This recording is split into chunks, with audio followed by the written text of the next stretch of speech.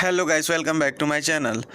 दोस्तों, अब इस वीडियो के माध्यम से हम 30 से 34 तक के जो गुफाएं हैं उनका व्यू दिखाएंगे। तो चलो दोस्तों चलते हैं। दोस्तों, मैं अपने मित्रों को यहाँ पे ढूंढ रहा था, तो ढूंढते ढूंढते वो यहाँ पे इस जंगल में मिले। ये देखो यहाँ पे मिले। तो दोस्तों कितना खतरनाक बेहतरीन ट्रैकिंग करते हुए यहाँ पे ट्रैकिंग।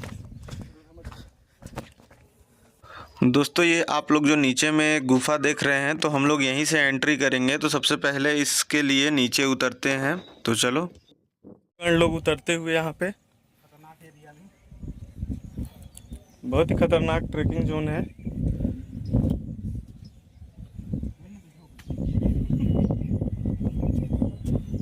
बहुत ही आराम से यहाँ पे उतरना पड़ता है। दोस्तों, जिन गुफाओं तक हम नहीं पहुंच पाए हैं उनके बारे में कुछ जानकारी आप लोग को बताना चाहता हूं। तो आप पहले उसको सुनो, उसके बाद फिर आगे जो हम लोग 30 से 34 की गुफाओं को देखेंगे उसके बारे में जानेंगे। तो चलो सुनते हैं, उसके बारे में जानते हैं। दोस्तों, यहाँ पे जो गुफा 1 से 12 तक के नंबर की गुफाएं हैं, ये बौद्ध धर्म से संबंधित हैं। ये एलोरा गुफा परिसर के दक्षिण हिस्से में स्थित हैं।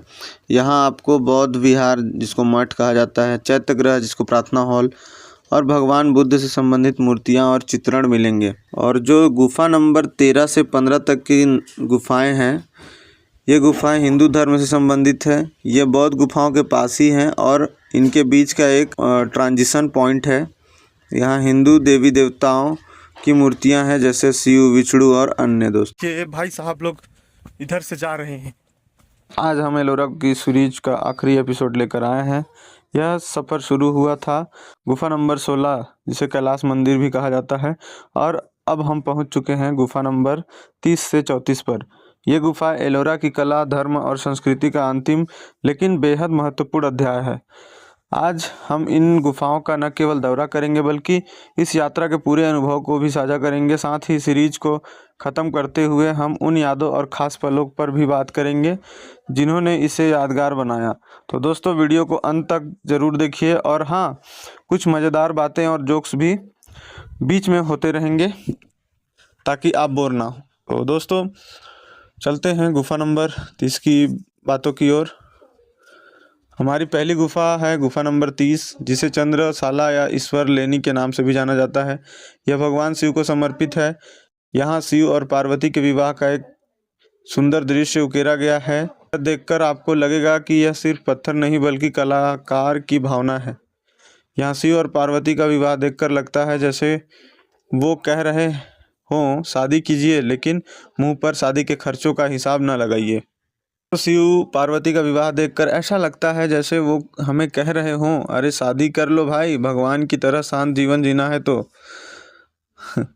यहाँ की दीवारों पर बने चित्र और मूर्तियाँ इतनी जीवंत लगती हैं कि आपको यकीन नहीं होगा कि इन्हें पत्थरों से बनाया गया है।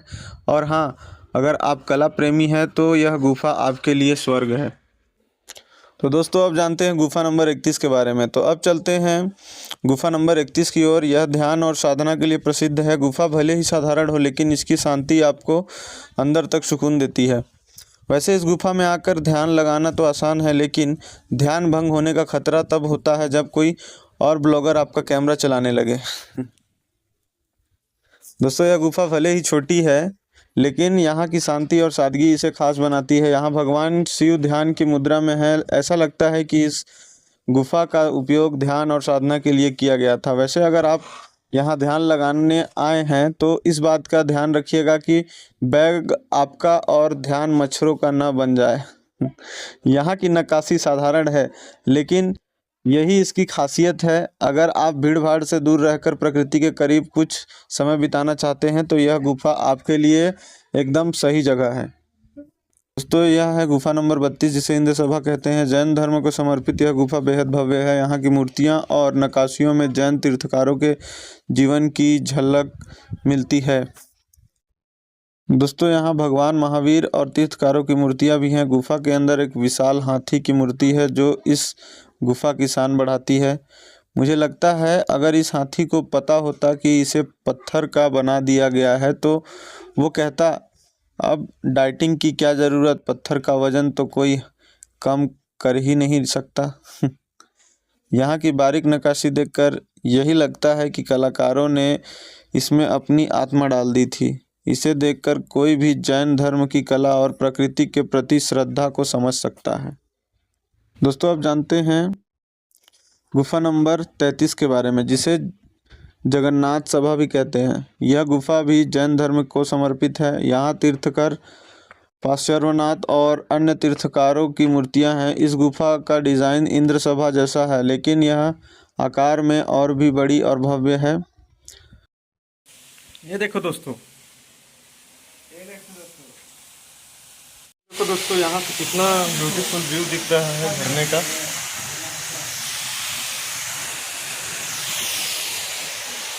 और इधर से ये पूरा पहाड़ी एरिया दिख रहा है पीछे से। बहुत बेहतरीन व्यू है। पैसा वसूल ट्रिप हो गया है यहाँ तो।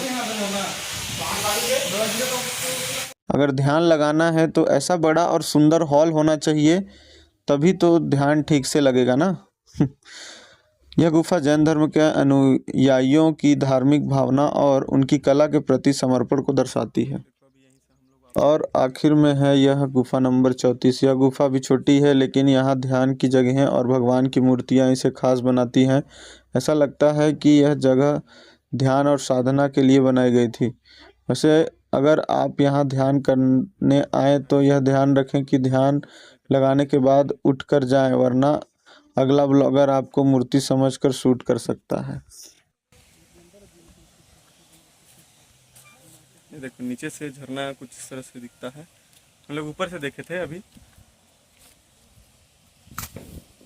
तो एलोरा की हर गुफा में एक अलग कहानी है। यह सोचकर कि कलाकारों ने 1000 साल पहले बिना किसी मशीन के यह सब बनाया है, आप हैरान रह जाते हैं। वैसे उस जमाने के कलाकार अगर आज यहाँ होते तो शायद कहते, यार हमें बिना बिजली के काम करने के लिए लाइफ टाइम अचीवमेंट मिलना चाहिए। इन गुफाओं की कला और संस्कृति को देखकर हमें यह सीख मिलती है कि मानव का जज्बा और समर्पण किसी भी पत्थर को अमर बना सकता है। हमारी यह एलोरा की यात्रा यहीं समाप्त होती है। कैलाश मंदिर की भव्यता से लेकर गुफा नंबर 30 से 34 की साधना और कला तक, हर गुफा ने हमें अपने इतिहास, धर्म और कला की झलक दिखाई। यह सफ़र न केवल हमारे लिए बल्कि आपके लिए भी एक अद्भुत अनुभव रहा होगा। इस पूरी यात्रा ने हमें सिखाया है कि कैसे हमारे पूर्वजों ने कला और धर्म को एक साथ मिलाकर अमर कृतियाँ बनाई है।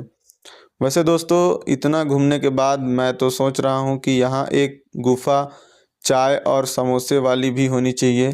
खैर, गुफाएं देखने के बाद चाय तो बनती है। दोस्तों, अगर आपको यह ब्लॉग पूरी सीरीज पसंद आई तो इसे लाइक करें, शेयर करें और कमेंट करना ना भूलें। आप हमें बताइए कि अगला ब्लॉग किस जगह पर बनाना चाहिए। आपका प्यार और सपोर्ट ही हमें नई जगहों पर ले जाने और नई कहानियाँ बताने की प्रेरणा देती है।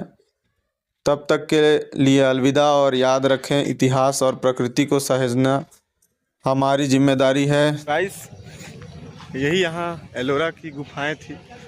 तो कुछ तो हम लोग नहीं घूम पाए टाइम के अभाव की वजह से, और बाकी कुछ दिखाए यहाँ पे। तो आपको एलोरा की गुफाएं कैसी लगी ये कमेंट करके बताएं, और वीडियो को लाइक करें, चैनल को सब्सक्राइब करें। जय हिंद, जय भारत।